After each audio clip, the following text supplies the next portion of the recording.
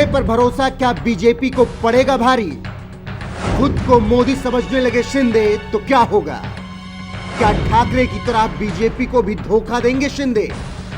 उद्धव ने बीजेपी को इतना क्यों समझाया?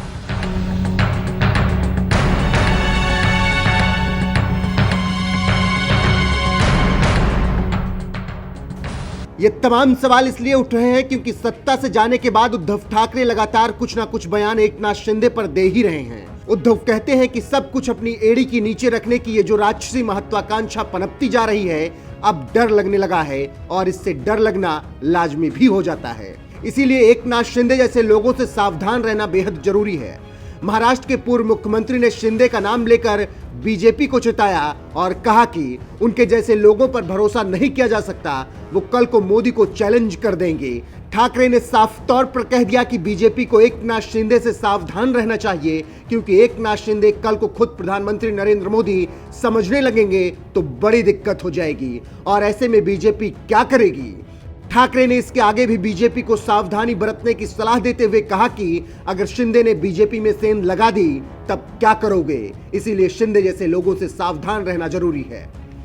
उद्धव ठाकरे अपने बयान में विस्तार से कहते हैं, हर पाप का घड़ा भरता है, जिन्हें मैंने अपना माना वो लोग छोड़कर चले गए, मतलब वो लोग कभी भी हमारे थे ही नहीं, उन्हें लेकर बुरा लगने की कोई वजह नहीं है। बीजेपी में आज बाहर से आए लोगों को ही सब कुछ दिया जाता है।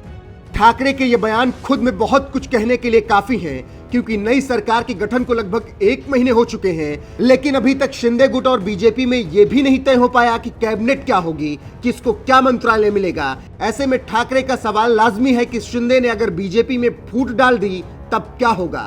साथ ही शिंदे ने सभी पावरफुल मंत्रालय मांग लिए, तब बीजेपी क्या करेगी?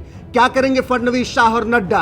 क्योंकि जो शिंदे अच्छी खासी शिवसेना को तोड़कर ठाकरे को सरेंडर करवा सकते हैं, वो महाराष्ट्र की राजनीति में कुछ भी कर सकते हैं। वैसे भी बीजेपी ने तो साफ ही कह दिया है कि दिल पर पत्थर रखकर शिंदे को सीएम पद दिया है ताकि सरकार चल सके, वरना आज फडणवीस ही महाराष्ट्र के मुखिया होते।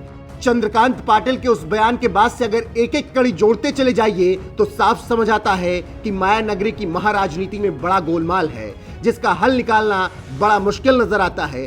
फिलहाल देखना होगा कि भविष्य में क्या कुछ होता है और महाराष्ट्र के मंत्रालय तय होने में कितनी सदियां लग जाती हैं। लेकिन सवाल यही कि शिंदे ने खुद को मोदी समझ लिया तो क्या होगा? कमेंट करके अपनी राय हमें जरूर बताएं।